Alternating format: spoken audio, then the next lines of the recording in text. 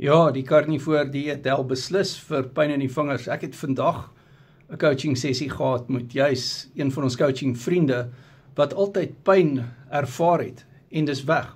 So gout ook in die enkels, in die knieë en in die vingers gaan weg met die carnivore dieet.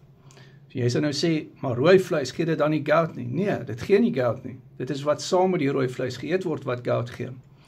So, what's up my carnivore ketogenic coaching, dat jy die carnivore reg kan doen. As jy carnivore verkeerd doen, as jy tamari eet, as jy verkeerde speserye gebruik, as jy verkeerde tipe carnivore produkte gebruik, wanneer jy dit nie moet gebruik nie, kan dit jou urinesuurvlakke laat opgaan. Ja, so what's up my nommer is in die bio, doen 'n coaching sessie met my, dan kry jy ook toegang tot die Gout Bootcamp, wat ons al gedoen het.